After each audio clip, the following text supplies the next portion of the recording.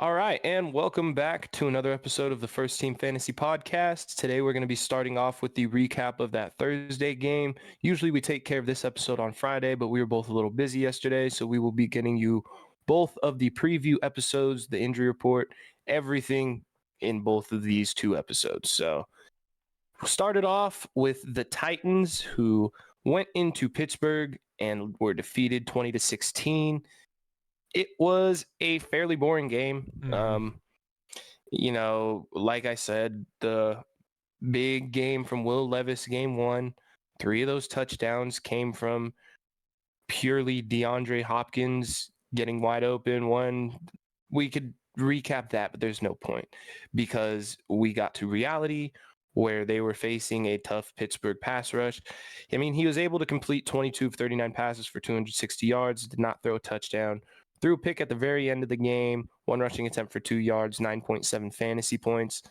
It's kind of what you would expect from a rookie going into Pittsburgh to face Mike Tomlin for the first time. So, I mean, it makes sense to me. I didn't think that he was going to go crazy or anything. Derrick Henry, the upsetting thing was I needed one more Derrick Henry rushing attempt to hit a parlay. One more.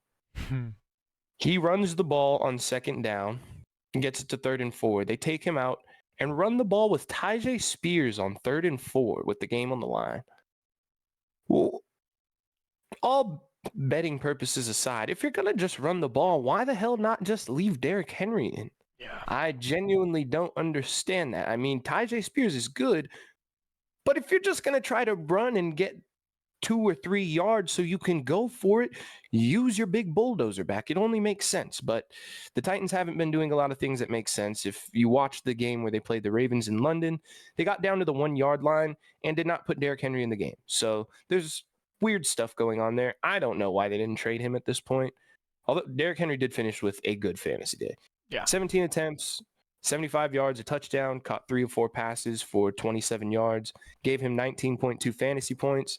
If you have Derrick Henry, you started him, absolutely great day. Yeah. Tyjae Spears, 5 attempts, 18 yards, caught 4 passes on 6 targets for only 4 yards, but 6.2 points. He is, a guy similar to, I said, like Jaylen Warren before. Jaylen Warren did end up having a big day, so shouts out to him. But, Tyjae Spears has got there to like that 14-point game before as well. Like Justice Hill, they're all kind of the same type of, they're definitely good backs to have if you are in need of an emergency because they always get some degree of volume and they usually get targets out of the backfield.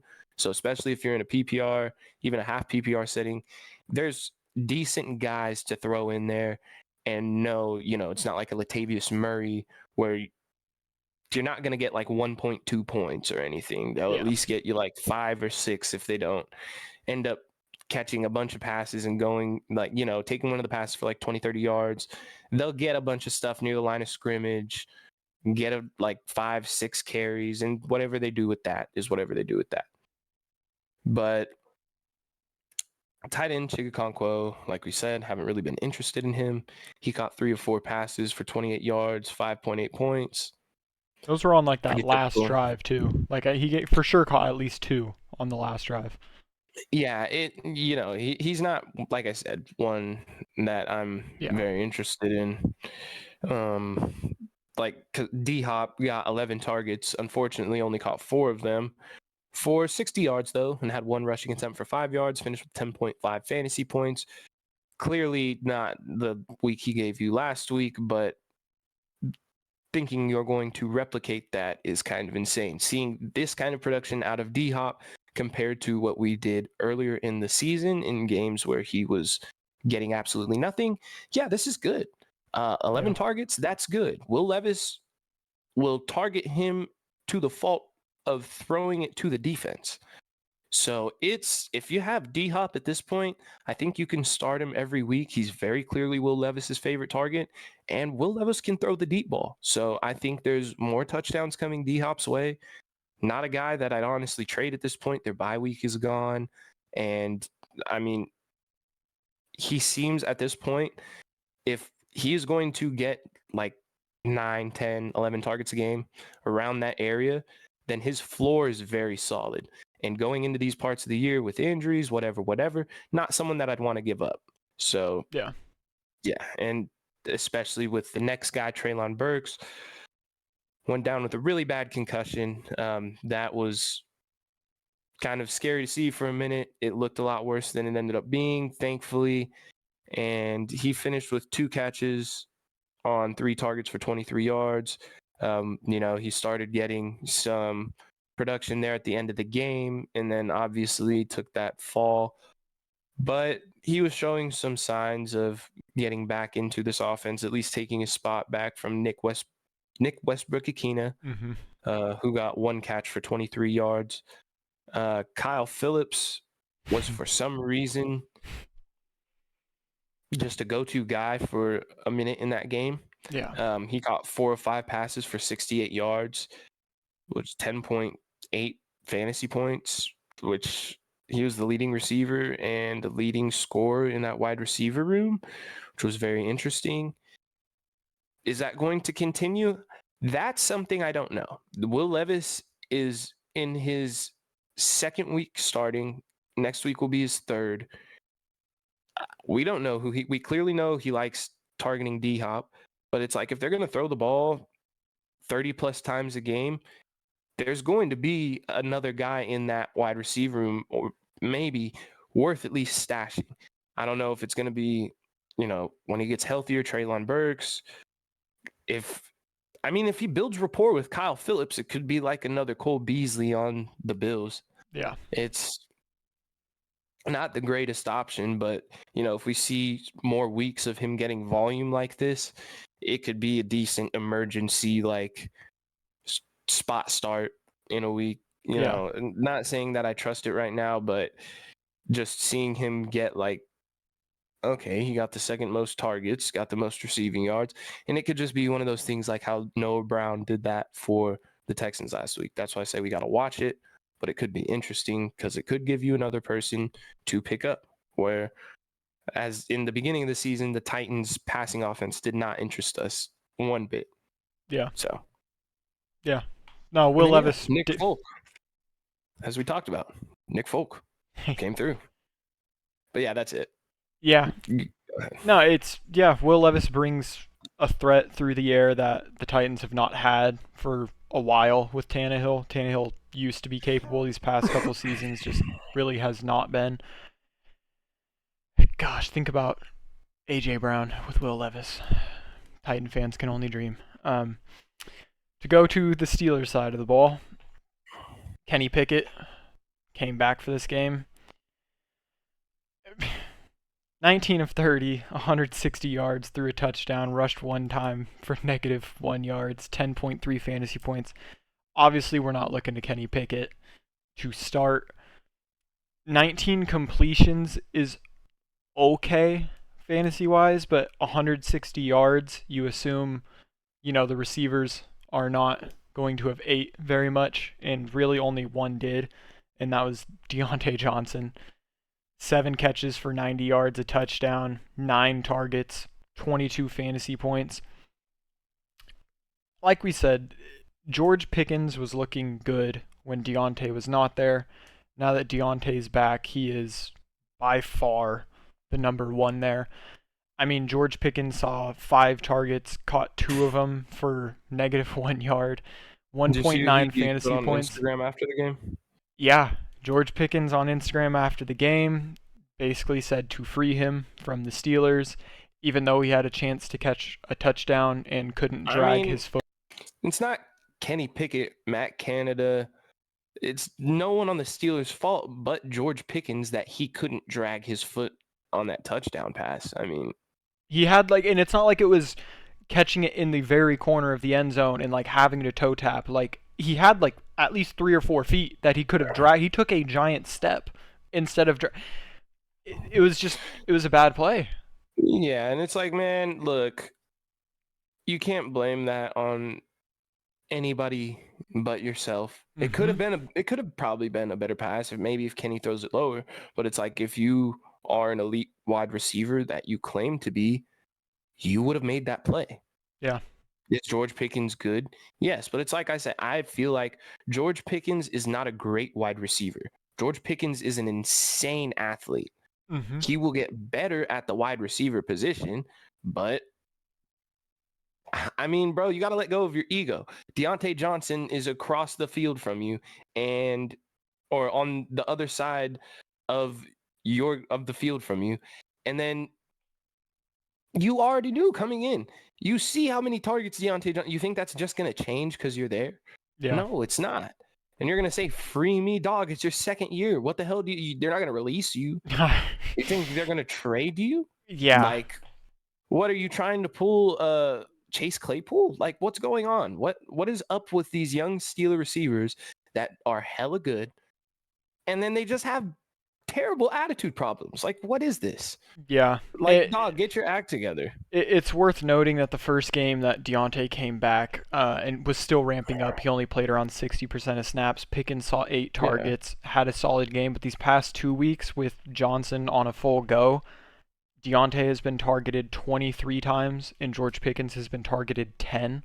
And with those 10 targets, George Pickens has caught 3 of them for 21 yards total. Thankfully, he got a touchdown last week on his only catch, but it's something to at least be slightly concerned about as if you're a George Pickens owner, because their next 3 weeks are against the Packers and then the Browns and then the Bengals. They just played, Tennessee's pass defense is horrendous. They just traded probably their best secondary player, their safety, Kevin Byard. They traded him away. I mean, but again, it's Kenny Pickett. Kenny Pickett's not a good enough quarterback to... I mean, Pickens can be solid, but Kenny Pickett isn't solid enough to have, 2 or 3 targets, I feel like, on a consistent basis, be thriving fantasy-wise. He's just not going to be throwing 300 yards a game, 25 completions. That's just not what you expect from him. No, I agree. Connor Hayward. Dump-offs, Favored Deontay and the running backs. To that, I have a bone to pick. So we did our our sleeper parlay, that our first team fantasy one that we shared with you guys, and it was looking great. We had, the Nick Folk kicking points was over 5.5. He got 10. Derrick Henry, 12.5 receiving yards. He hit 27. D-Hop, 50.5. He hit 60. Deontay, 58.5. He hit 90. And then Mr. Najee Harris. So close. Not only was he so close, he was 7 yards out of 8.5. He dropped 2 passes. Mm-hmm. Yeah. It's a bad beat. It was a good parlay. It was a bad beat. That's just what it is sometimes. It was there. It was there. Oh, God. Yeah. No, I mean, to get into the running backs, at least if you started Najee this week, he did have a solid fantasy day. I mean, he carried the ball 16 times, 69 yards, a touchdown, caught 2 passes, which very well should have been 4, but he caught 2 of them for 7 yards, 15.6 fantasy points, 58% of snaps. Another solid week out of Najee, and we're starting to see a bit more consistency with him. And it's the second week in a row where the snap difference is at least somewhat there. I mean, 58% for Najee. Jaylen Warren played 40%. Jaylen Warren looks good. He had... Yeah, they're going to use both of them. Yeah. They are definitely going to use both. But the thing is, Jaylen Warren is like James Cook. Whenever they if Jaylen Warren can get in from outside of the 10-yard line, he's gold. But once they get inside that 10, that 5-yard line, down to that goal line, it's Najee Harris, and it does not matter. Mm-hmm. It will be Najee. Unless they're going to pass the ball, then they'll throw Jaylen in there. But they're not. So, I mean, I like both of these running backs going down the stretch. It seems like, especially, I mean, they ran the ball a lot this game. That could have had to do somewhat with Kenny Pickett's injury. He still threw the ball 30 times, though, so I don't know, how much that could. I mean, the Steelers' game plan has always been really to run run as much as they can, keep the game close, and try to win late in the game. Yeah. So if their offensive line is able to block decent enough, I think that, Najee and Jalen going down the line are good running backs to have. Yeah, and we saw Jalen, kind of get stuffed behind the line, spin out of it, and make a huge run out of it. I mean, he's more explosive than Najee for sure, but Oh, Najee yeah. being the bigger back, he's obviously going to get the main workload and the goal line workload. Jalen Warren caught all 3 of his targets for 25 yards. He finished 14.3 fantasy points, 40% of snaps, and like we say, he's a guy that won't burn you just due to the volume he gets alone and how productive he is with it. If Jalen Warren weren't on the Steelers, he could low-key be the next Austin Eckler. Yeah, no, for sure. He could easily catch 5, 6 and I out did the call that backfield. before the season. I was like, Jalen Warren, man, he is really. You going said he was going to take over the backfield. I said he would have fantasy relevance. At the very least. He does, 100%. You are correct on that. He does have fantasy relevance. And then to finish it up with the Steelers, Connor Hayward. Like Austin Eckler with hair. Yeah, go ahead. Connor Hayward, 2 catches, 16 yards, 3 targets, 3.6. I mean, even Freiermuth, when he was playing, wasn't doing anything, and I have endless more faith in Freiermuth than I have Connor Hayward, but yeah. Yeah, I haven't looked at the route percentages or anything for the Steelers tight ends this year, but it feels like their offensive line has been so bad that they're using the tight ends for blocking a lot more than going out there and actually running routes or anything. Yeah. That's just my takeaway from that. But yeah, so that's all we got for that. I mean, it's kind of funny because all things considered, the 36-point Thursday night game probably won't be the worst one we see for this year, which is so sad. No, it absolutely It's so won't. sad. But yeah. All right, and to get right into the injury report for Week 9, we'll start with the Dolphins at the Chiefs in Germany.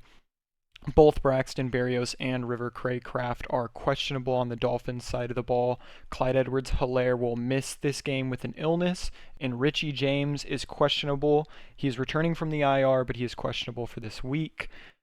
To move to the Vikings at the Falcons, only big name out here is Drake London with the groin will be missing. That is a very big hit for the Falcons offense. Honestly, their number 1 target. Team. And your fantasy team, yes. Seahawks at Ravens, there is no notable offensive players missing this week. The Ravens are a bit banged up on defense. It depends if these players play, but Marcus Williams, Daryl Worley, and Rock Ya-Sin are all questionable. That's worth noting because if a couple of those guys do miss, that could help out, like DK Metcalf, Tyler Lockett, but again, we'll have to see about that. The Cardinals at the Browns, Emery DeMarcado is missing, which means it will be Keontae Ingram, Tony Jones, and Corey Clement because Damian Williams is also out for this week. Kyler Murray, Greg Dortch, and Michael Wilson are all questionable. I know the Cardinals have already said that Kyler Murray will probably not be playing this week, so it's going to be Clayton Tune. I think. The Browns side of the ball, David Bell is out, but that's not a notable name. To go to the Rams at the Packers, Matthew Stafford is questionable with that thumb injury. If he does not go, it will be Brett Rypien, which could heavily affect, Puka, Cooper Kupp. So we'll have to monitor that. The Buccaneers at the Texans. On the Buccaneers side of the ball, no notable injuries. On the Texans side of the ball, Dameon Pierce and Robert Woods will both be out, as well as Brevin Jordan. So a couple bigger names on that. Again, we'll go more in depth to the effects that these have when we're covering the preview of each of these games.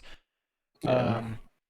Commanders at Patriots, Curtis Samuel will miss with a toe injury. The Patriots have a very big list of players. Devonta Parker will miss for sure with a concussion. Tyquan Thornton, Pharaoh Brown. They have a player out with a concussion every single week. Yeah. No, absolutely they do. That's crazy. They Yeah. have. It's insane. Yeah. But Tyquan Thornton and Pharaoh Brown are both questionable. Tyquan Thornton with a foot injury, Pharaoh Brown with a back injury. We'll have to see about those. But either one of those, we're not really looking fantasy-wise. The Bears at the Saints. Justin Fields is still doubtful. It's looking like it will be another Tyson Bagent week. And then on the Saints side of the ball, Kendre Miller is questionable with an illness. So we'll have to note that. Colts at Panthers. Josh Downs is questionable to play with a knee injury. On the on the Panthers side of the ball, Laviska Shenault will miss with an ankle injury. DJ Chark is questionable with an elbow injury. The Giants at Raiders, Tyrod Taylor with a rib injury and Darren Waller with a hamstring injury are out, and both of those are expected to go on IR. On the Raiders, Jakob Johnson will miss with a concussion, but that's the only notable injury on the offensive side of the ball. That's only notable because he is a solid blocker for Josh Jacobs, but again, Cowboys at Eagles. Cowboys, no one. The Eagles, Boston Scott will miss this game due to personal reasons. I hope everything is okay, Boston Scott. I really do. Bills at Bengals. No one for the Bills notable. For the Bengals, Joe Mixon questionable with a chest injury. And the Chargers at Jets. Final injury reports obviously have not been finalized as they have another day to do so. So that's going to do it for the injury report. That will take us to the Sunday morning game, which Schiff is covering with the Chiefs at Dolphins, but I believe he may have something we want to get into before we get into that. Yeah, we talked about how in our Thursday night parlay, we got burned by Najee Harris. Well, this is our redemption here. So this is our Germany games parlay. And to start it off, we're going to take Jeff Wilson over 5.5 receiving yards in his first game really getting any kind of work back last week. He got well over that with 14 or 15. Either way, he'll have involvement. They're going to need to do a lot of weird things to beat the Chiefs. So I see him getting 6 receiving yards easy. Yeah. Rashee Rice at 46.5. We took his over. He has hit that in the last 3 games, and he is clearly getting more and more involvement as this team's top target in the receiving room. Obviously, Travis Kelce's the tight end. So we like that. We're taking the Travis Kelce touchdown. It was a bad week last week. And how do the Chiefs get back on track? You get Travis Kelce in the end zone. Yeah. Really see that happening. Harrison Butker over 7.5 kicking points. He gets field goals when they don't convert. And when they do, he never misses extra points. So we'll take the automatic kicker getting over his kicking points. And then Patrick Mahomes over 26.5 completions. The only time he didn't hit that in the last 4 weeks was this past one in the awful performance in Denver. Obviously, they're going to come out and try to erase that out of their minds against the Dolphins, and it should be fireworks in Germany. The final one we have is Jalen Waddle over 5.5 catches each week that he has been back from his injury. He has cleared that. And like we said, this game should be high scoring, just a lot of passing volume. It should be great. So that's what we're looking at right now. Little 6-leg parlay for 37.79 times whatever you put. I just put $2 on it. If you want to put more, I mean, $2 wins 75. So I think we got a lock here, boys. But with that, we're going to get right into that game with, I'd say the Dolphins heading to Kansas City, but they're both going to Germany to play at 7:30 in the morning tomorrow.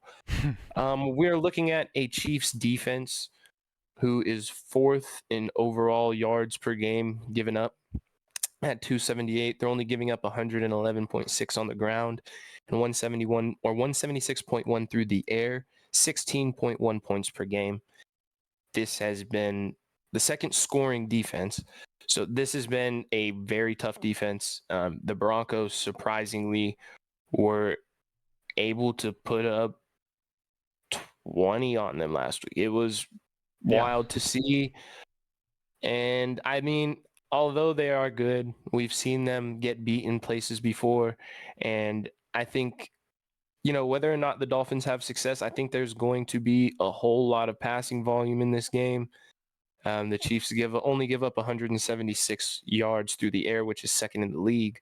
But I do think that, you can't stop Tyreek. Mm-hmm. And yeah, it should be really interesting to see because it's a good defense versus a good offense. They're giving up the 111.6 yards on the ground, which I'm pretty confident that Raheem Mostert could have a pretty decent day. Yeah. He had kind of down weeks the last 2 weeks, facing that tough Philadelphia defense in the week prior to this last one. And then he faced New England, which bottled him up pretty much. They kind of bottled him up because the first time he absolutely torched them. Yeah. So it kind of makes sense given Bill Belichick and his history. But yeah, and then on the Chiefs offense, they're in total yards per game 4th, just like they are in defense. Pretty interesting. Only 21st in rush yards per game, 105 per game. Isaiah Pacheco's last 2 games have not been very good. I think he should have a much better game this game. I mean, you're starting him pretty much every week. They are a high-powered team. He hasn't gotten in the end zone like 3 weeks or on the ground, so I think he got a receiving touchdown one of the last 3 weeks. But it's, based on what he was giving you for a little chunk there, it looked like he was going to end up being an easy top 10, top 5 running back, but it's kind of slowed down a little bit. I'd imagine that as the season goes and as the Chiefs kind of ramp up, start heading towards the playoffs, he will get better. But as of right now, that rush offense just hasn't been getting it done. Mm-hmm. On the other hand, the passing, they are 3rd with 276.2 yards per game. I think it should be a good one. Patrick Mahomes, coming off of a terrible loss, should absolutely eat this Miami Dolphins pass defense, giving up 221 yards per game. I think we see them give up more than that. I think Mahomes goes for at least like 270, 280, 2 or 3 touchdowns. Let's see if he ends up throwing another pick in this one. He's seemed to have an interesting problem with that this year. It's just he's throwing, and the picks are stupid passes. It's the weirdest part. But yeah, so you're starting Travis Kelce. That's obvious enough in Mahomes. Isaiah Pacheco, you're throwing out there. I mean, I think he should get it done this week. Rashee Rice, I do like. Like I said, they're giving up 221 yards through the air. It should be Travis Kelce. The next most reliable guy is Rashee Rice. Everyone else beyond that is a roll of the dice, and I don't know if I'd trust any of them. If you have them in best ball, good for you. Yeah, and then if you have Harrison Butker, you're starting him. Obviously not going with the Chiefs defense. And if you want to get disgusting, since Edwards-Helaire isn't going to play, and throw McKinnon out there because you're desperate, I wouldn't recommend it, but it should be a really high-scoring game. So, the path is there for it to happen, but realize you're probably going to end up with 3.5 points still at the end of the day. So there's that, and we'll just move on to the Dolphins side of the ball. And the Dolphins are currently 1st in every offensive category. It's hard not to be when you have a 70-point game at one point in the year and multiple games where guys go over 200 yards rushing.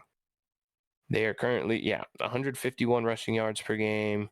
That against the Chiefs 111 that they're giving up. That's why I say I think the Dolphins should have some success running the ball. If, like we said on the parlay, for Jeff Wilson, his rushing yards are 16 and a half. I think he should crush that. I think they're going to use both of these guys in this one. Ahmed should get a little usage too. I wouldn't really start Wilson or Ahmed. Obviously, Mostert is a good start in this one.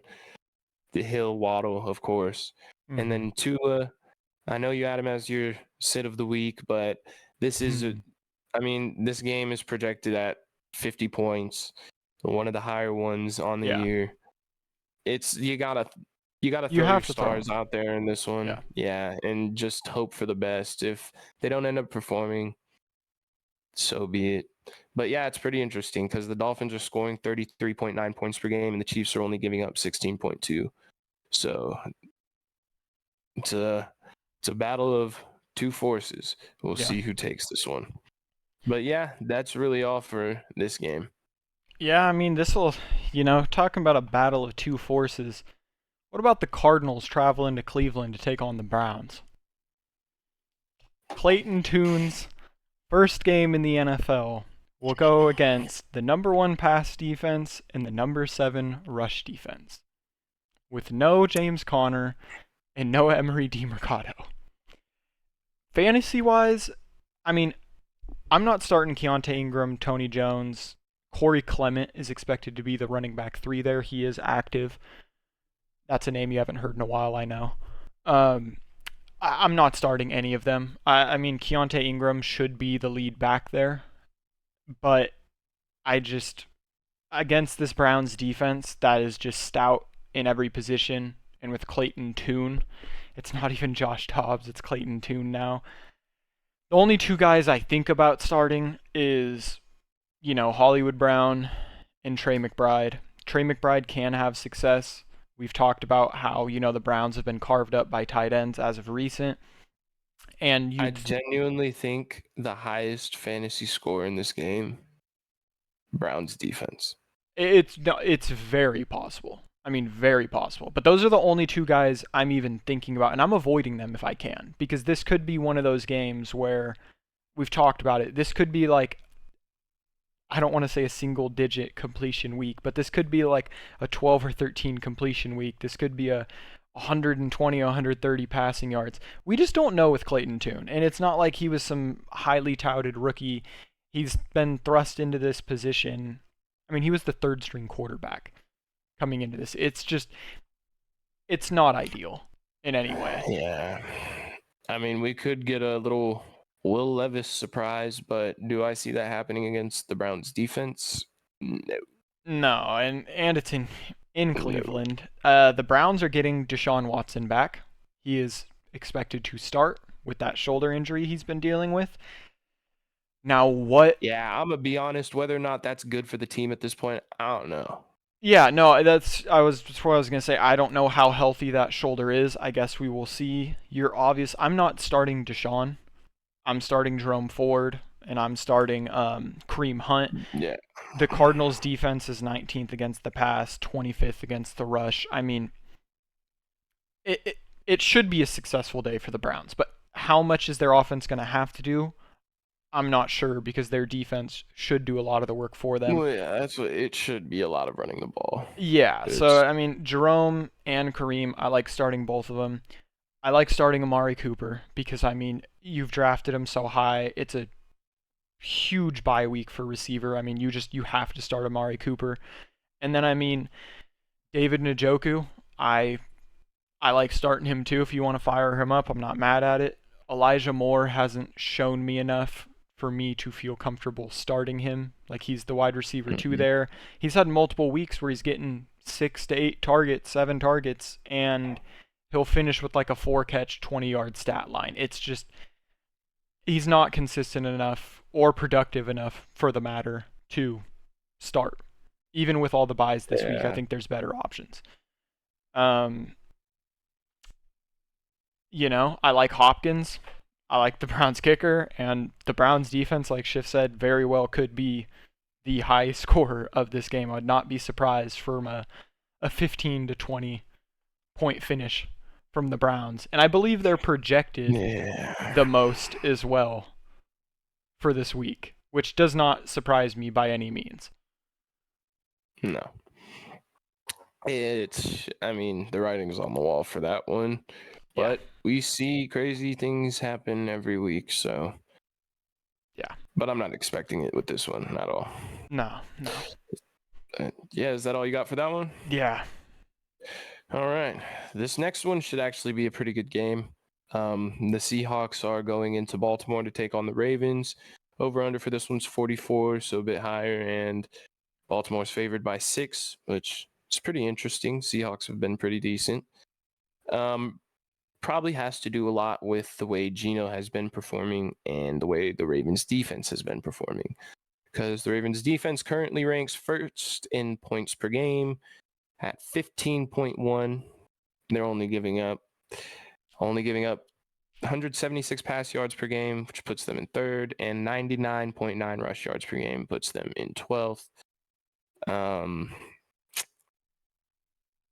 mean, I don't think that you have much of an option but to start Ken Walker. You're throwing him out there. Obviously, last week, I think the production from Zach Charbonnet just came from, it was a point where we didn't know if Ken Walker was even going to play or not.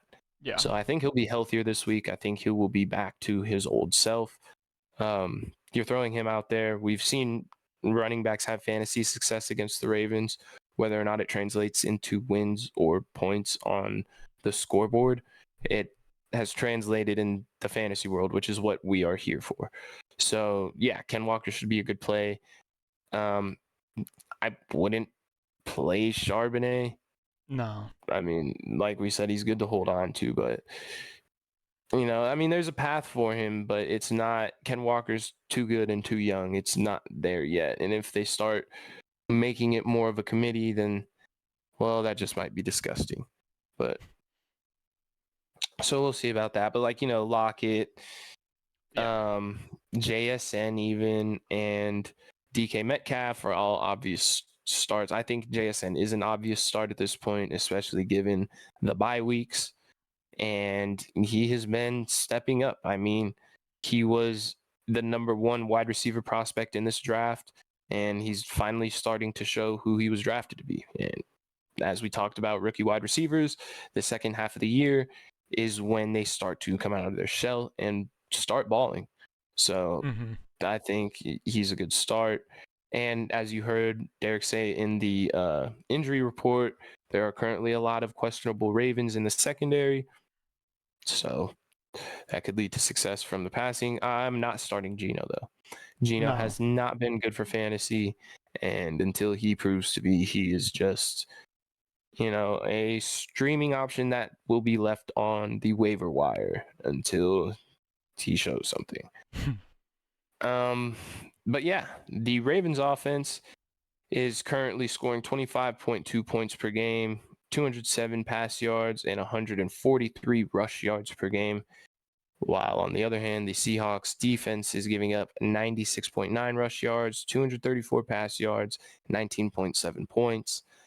I believe that opens up good days for Mark Andrews, for Zay Flowers. I think that it should, and it might start moving in the direction where you see Rashad Bateman start getting more volume every week. After the Pittsburgh game, he's only gotten like a couple targets and catches per game, but on the football field, he has been a reliable target for Lamar after the Steelers game. Lamar came out and said in an interview that they need to get the ball to Rashad Bateman more. He was a first-round draft pick, and he's still young. He's good. I think that is the direction that a lot of the targets that aren't going to Mark and Zay start going, like the ones that we saw go to Nelson Aguilar. I think Odell will still be involved. Lamar did say he wants to get Odell his first touchdown as a Raven, but I think like the third option in the receiving room is going to start to be Rashad Bateman. If Lamar is saying that he needs to get more targets, he's been catching. Like one of the catches he had in that Cardinals game was insane. So I think that's something that you could look out for, if you have room on your bench and you want to add him because you need a receiver. There's people who have Odell, and I think Bateman could very well be more involved than Odell in this offense. Yeah. Throughout the rest of the year. Yeah. But yeah, Gus Edwards, you're starting. They're only giving up 96.9 rush yards per game, but we very clearly saw that when the Ravens get to the goal line, they're going to turn around and hand the ball to Gus Edwards, because why not? He scored 3 touchdowns last week. I'm not saying he's going to score another one this week, but we know who gets the volume around that area. We know who gets the volume in the run game. That's Gus. I've talked about Justice and how he's a guy, if you need to throw him in because, you got a running back down, you got someone down, you got too many receivers down, and you don't want to drop anyone, and you need someone in your flex. He's a good, just emergency option. Ended up with 9.5 points last week. He gets not a lot of catches out of the backfield, but like 3 or 4 every week, and whatever he does with them, and he still gets some volume on the ground. So, but yeah, and then Justin Tucker, you're starting Lamar. Yeah. And that's about it. Yeah. No, I mean, there's not even too much to add to that. It's pretty simple. You know what you're going to get with the Ravens, especially, I'd say the biggest question mark's Gus Edwards, but at this point, you know what to expect from Gus. And like he said, if they get to the goal line, there's a very high chance it's going to be a Gus Edwards touchdown. Well, yeah, and at this point, because there were rumblings of the Ravens wanting to make a trade for a running back, didn't end up happening. And then after all of that, given the fact that they didn't make a trade, I think it's clear who Gus Edwards is in that running back room. He's going to be the guy. Yeah, no, absolutely. And I mean, I'm not worried about Gus, but to go to a team where I'm worried kind of about both the running backs, the Commanders at the Patriots. To start with the Commanders side of the ball, I mean, okay, Sam Howell, currently QB8. He's playing the Patriots. Patriots are 18th against the pass, 9th against the rush. Sam Howell's only on Sleeper projected 13.66 fantasy points. I think Sam Howell gets 18 as a safe number. I think Sam Howell could very well get 20. I actually like a Sam Howell start. But how many points did Tua get against them last week? I think Tua had a good game. He did? What week was the bad one? Was that week? The bad week was the first one. The first time Tua played 13.26, last week against the Patriots, 22.76. Okay, yeah, that is very good. Yeah, so Tua had a solid week. I don't know. It's just, from what we've seen, and as I talk more about it, like to go over the running backs really quick. Brian Robinson, the past 4 weeks, has rushed the ball 6 times, 10 times, 8 times, and 10 times. He's a guy I don't know if I like starting. I mean, it depends how you're looking. He's got 8, 13, 8, and 9 his past 4 weeks. If you're fine with your running back, he's going to get you 7 to 8. But at this point, I don't think his upside is in that like 14 to 15 plus range anymore. They just don't use him. He's been right around 50% of snaps. Honestly, every single game except the first one where he had 61. Since then, 52, 37, 55, 30. It's just, he splits too much with Antonio Gibson. If they go down at all, or how the Commanders have shown how pass heavy they can be, he's not in the game. And it's just, I don't know. I don't like the Brian Robinson start, but again, depending how your team looks, if you're thin with bye weeks, that may be something you have to do, but I do like looking elsewhere. I like starting Scary Terry, and I really like Jahan Dotson this week with Curtis Samuel being out. Jahan Dotson the past 2 weeks has 18 targets, and he's caught 13 of them, including a touchdown. I mean, he's a hot hand right now without Curtis Samuel. I mean, we saw Jamison Crowder kind of play a prominent role, but it's going to be Scary Terry for sure. Jahan Dotson is like a flex play. By no means am I saying he's like a wide receiver 2 or even a wide receiver 3, but if you want to throw him in the flex, I'm all for that. And then Logan Thomas, we talk about how it's more likely than not he's not going to burn you. He's the tight end number 10. So hypothetically, he should be in a starting lineup. I do like him this week as well. It's just, I mean, we're going to have to see how the Commanders do. We've seen the Patriots struggle on offense. The Commanders are horrid on defense, so it could end up being a higher scoring game. to go to the Patriots side of the ball. The Commanders are 29th against the pass, 21st against the rush. It is bad. But Mac Jones is not a great quarterback, if we're being honest with ourselves. The only wide receiver threat, and me and Schiff both do like this guy, is Demario Douglas.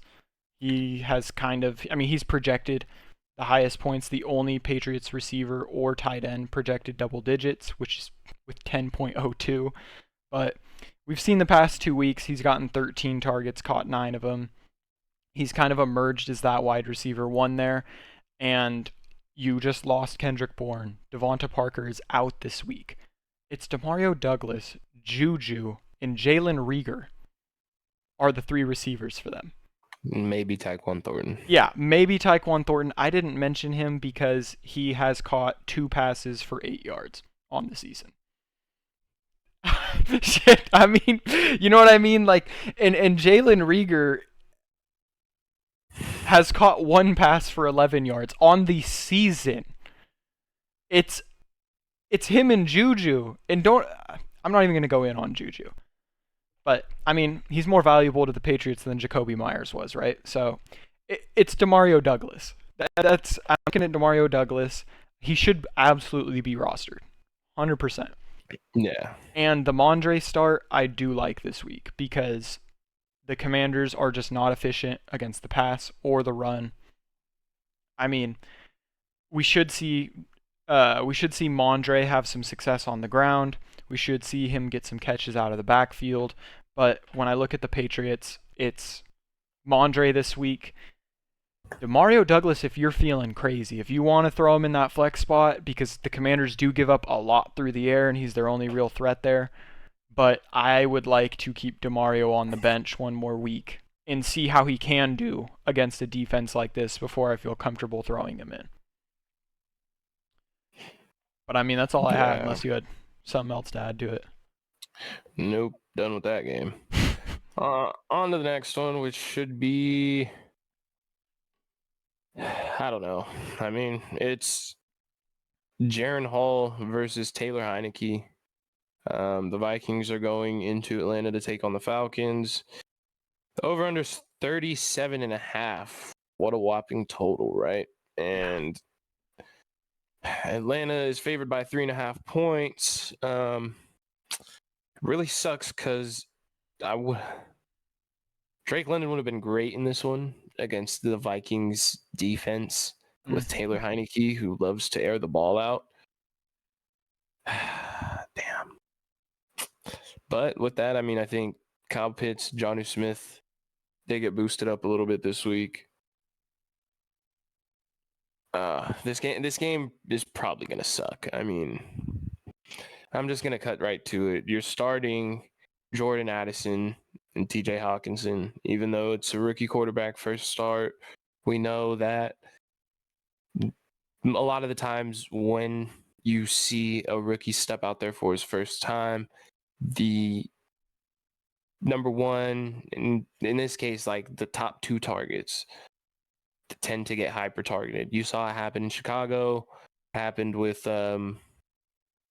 DJ Moore, and in one game, Cole Kmet got 10 targets. Mm-hmm. So I think you could see some really good volume out of Hawkinson and Addison, maybe Osborne too.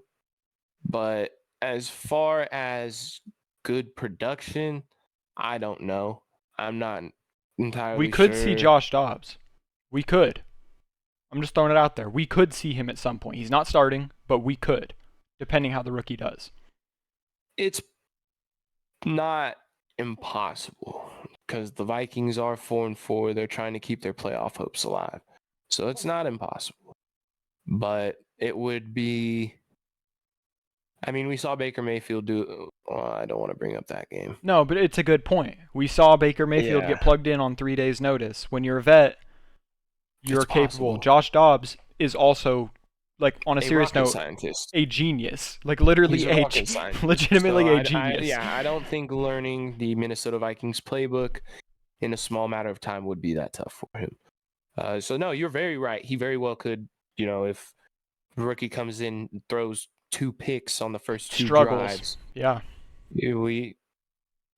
But, it's the one thing, he's not going to have any rapport whatsoever with the receivers, No. but that also, it'll probably be hyper targets to Hawkinson. But, I mean, that's it, really. Yeah. You're starting those guys. You're starting Pitts. If you want to start Jonnu Smith, okay. I'm not starting like Kadero Hodge, Mac Hollins, Van Jefferson. What about Madison?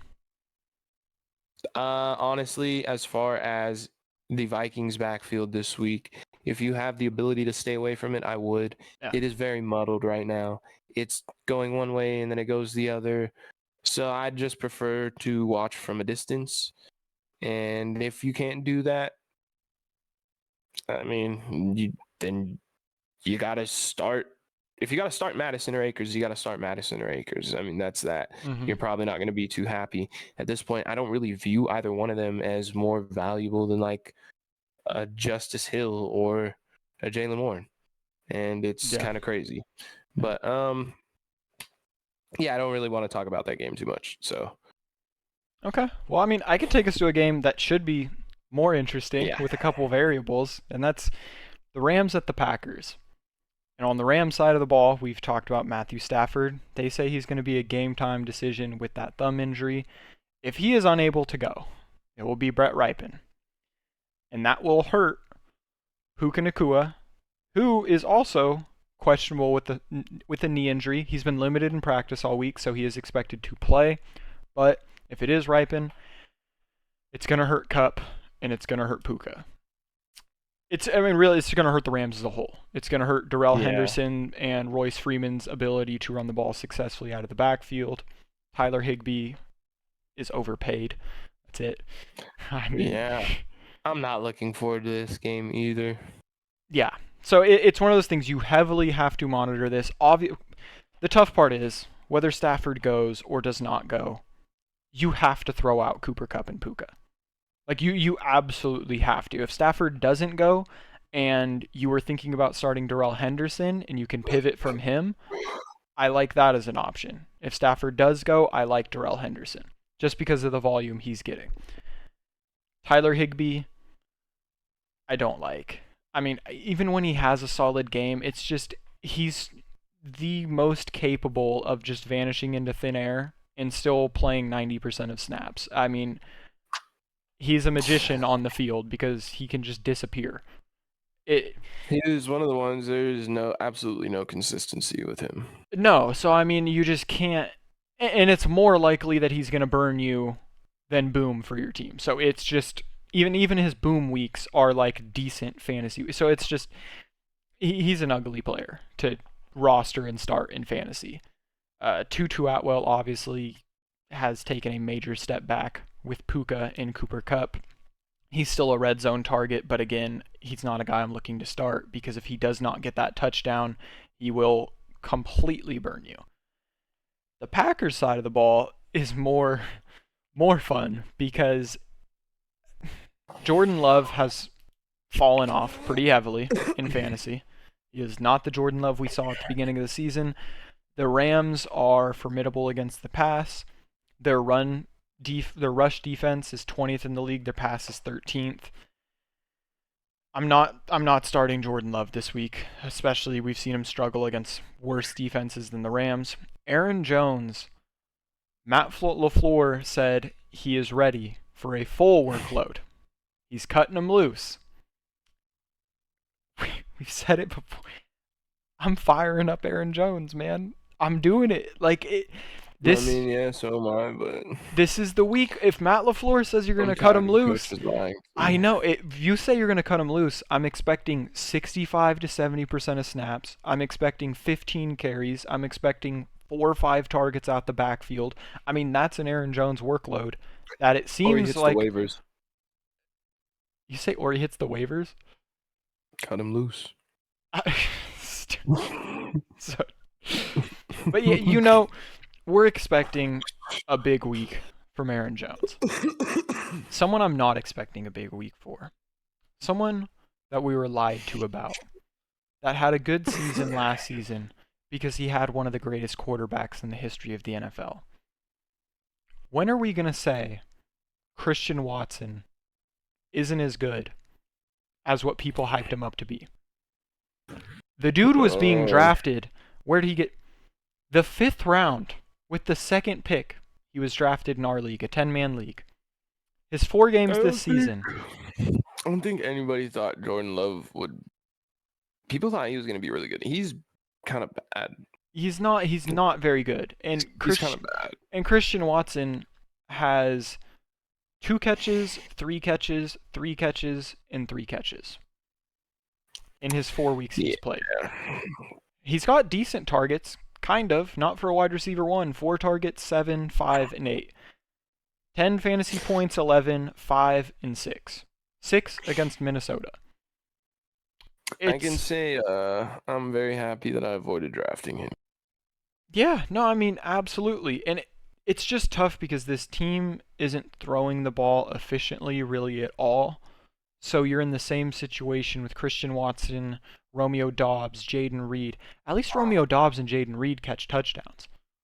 And that gives them some fantasy relevance. But to be honest, I don't feel comfortable starting a Packers wide receiver this week. I just don't. There's been no consistency there. Like, Romeo Doubs has had 2 11-point weeks because he caught a touchdown the past 2 weeks. But he also had 2 catches for 30 yards and then 4 catches for 18. So if he doesn't get those touchdowns, it's just bad. And then the same with Jaden Reed. I mean, he had a solid game this past week. 4 catches, 83 yards, 12 fantasy points. But he's the wide receiver 3 there. It's just an ugly week. It's a very ugly week. I do not feel comfortable starting anyone on the Packers offense other than Aaron Jones. I guess if you have to start, gosh, who do you like starting more this week, Romeo Doubs or Christian Watson, if you had to pick? It's ugly, dude. It's so ugly. It really is.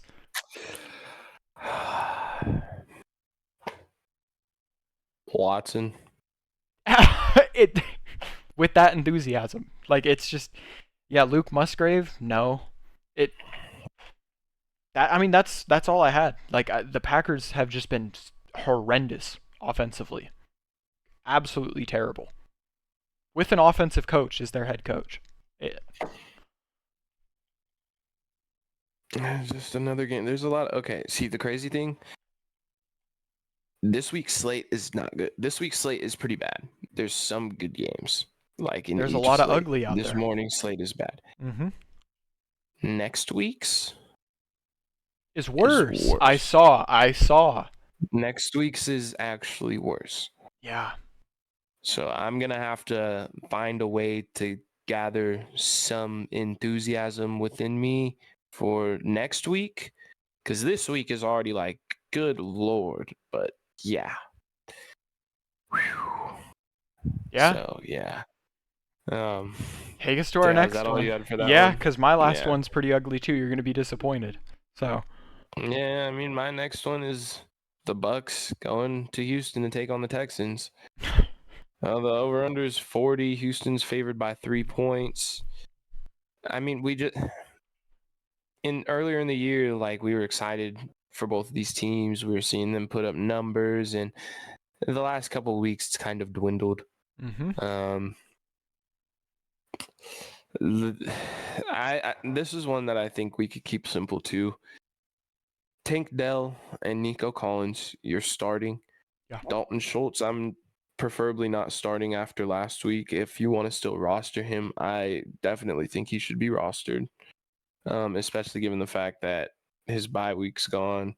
And, he's a decent tight end still. Yeah. With Dameon Pierce being out, I think it's okay to go ahead and start Devin Singletary, because the whole issue with that backfield was the two of them were like splitting everything down the middle. And with one guy getting all of that volume, especially that guy being the one who catches passes, I think he should have a decent day, at least like 10 points. Yeah. God forbid I assume that he gets 10 points. It's just that's the level of confidence I have. And like CJ Stroud, I think you could start him this week. he's been disappointing the last couple weeks, though. It's like I really do. I wish I could say I want to see more out of these guys before, but we're in a position where we have 4 teams on bye this week. I don't think if you have these guys, you can really afford to play the wait and see game. It's like you got to just throw them out there and hope for the best. Yeah. But yeah, so that's all with the Texans. If you want to start Fairbairn, the kicker, he's been productive since the offense hasn't generally been in the red zone. Mm-hmm. And then on to the Bucks. I don't think you're starting Baker Mayfield this week unless you're really desperate. But Chris Godwin, Mike Evans, if you didn't start Chris Godwin last week, Cody, I don't know what the hell you were doing. But don't make that mistake again. Start him. To be fair, he started Deontay Johnson. He outscored Godwin. Yeah, but who else did he start? Okay, He I don't flexed a even running know. I don't back. even know. Yeah, But I was yeah, gonna you're say, right. You're right. That's why you don't flex a running back in a PPR 3 wide receiver league. Anyways, so on and so forth. This is what you get when you play dumb. But yeah, so you're starting Godwin. You're starting Evans. If you want to Rashad. get freaky and start Kate Otten, go ahead. Yeah, you're starting Rashad. He's been solid. Mm-hmm. And yep. No, that's simple. The Bucks offense is very simple. Yeah. You want to hear my disgusting last game? No, but The Bears at the sit through it. Saints. Yeah, I mean, It's for disgusting me, on it's one not side as of the ball. disgusting because I have Alvin Kamara, so that's very much Exciting. the opposite for me. Yeah. Yeah. On the Chicago side of the ball, it will be Tyson Bagent. No, you're not starting him, dude. It's Nah. you're having a dilemma with Roshan Johnson or Deontay Foreman. Deontay Foreman went all the way down to 32% of snaps, had 9 carries for 34 yards against the Chargers. This is against the Saints. Roshan played 36% of snaps, and we saw way more Darrington Evans than we were hoping for. We would have liked, yeah. I'm going to be honest. This one, like how we talked about the Cardinals backfield, I'd like to stay away from this week. Yeah. Same with the Bears backfield this week. I Yeah. just prefer to remove myself and the Vikings. Just remove myself and watch from the outside and see what happens. Because, no. Yeah. You're probably going to have to start DJ Moore, depending how your roster looks. Oh, if you yeah, have the ability to sit him because you're that deep at wide receiver, go ahead and do so. But more than likely, you're going to have to start him, and his talent alone should get him close to 10 fantasy points. There's only one real question this week, and I think you know what it is. The Cole Kmet? Can you start Cole Kmet? You know, okay. We're in week 9. You're hopefully in contention. But if no matter where you're at, if you're 3-6, you're 4-5, you're 5-4, you really need a win this week. I do not like starting Cole Kmet this week because there's no consistency with Bagent and Kmet.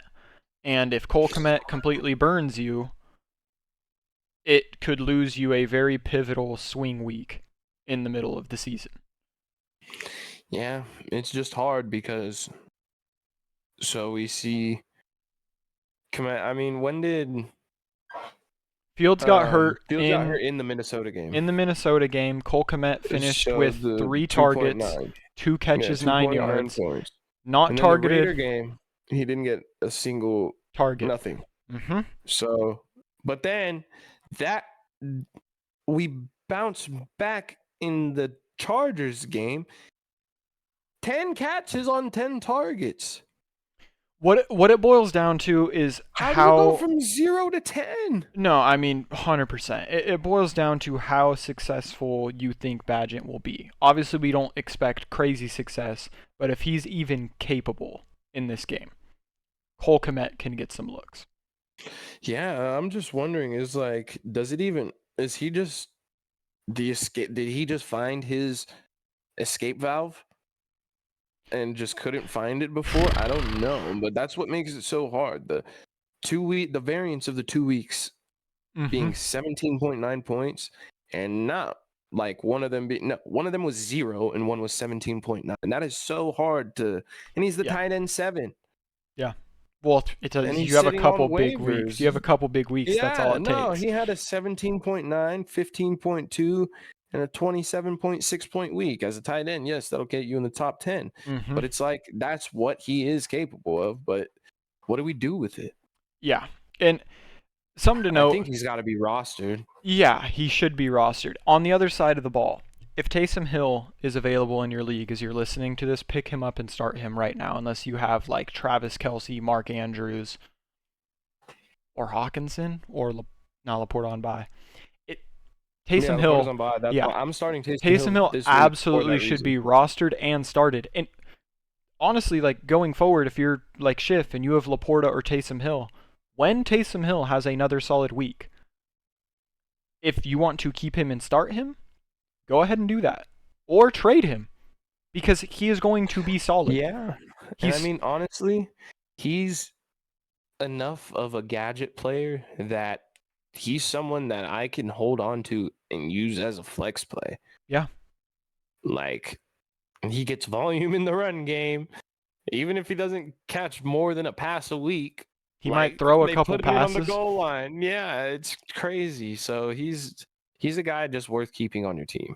Yeah, for sure. So I mean, on the Saints side of the ball, I like the Derek Carr start this week. The Bears are 30th against the pass. They are also 3rd against the run. So even if the Saints can't run the ball crazy efficiently, they are going to have success passing. And that will benefit Derek Carr, and that will benefit Alvin Kamara. Alvin Kamara's only ran over 4 yards a carry one time since coming back. It does not matter, because he's gotten 14 targets, 3, 8, 14, and 5. His lowest scoring week since returning is 17.4. That's it. Alvin Kamara is a running back 1. He will continue to be, even when Jamal Williams, if he's at 100% right now, but even when he gets to it, if he's not currently, will not affect Alvin Kamara. He's an absolute must start. You're firing up Olave. You're firing up Michael Thomas. You're firing up Taysom Hill. And Rashid Shaheed, we keep going back to this guy. Last week played 27% of snaps, saw 3 targets, caught all 3 for 153 yards and a touchdown.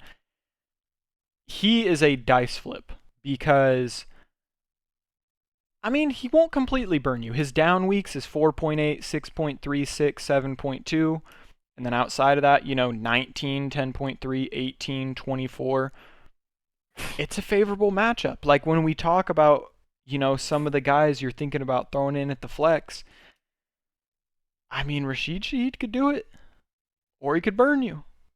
But even his burn isn't too bad. So, I mean, he's a guy that should be rostered.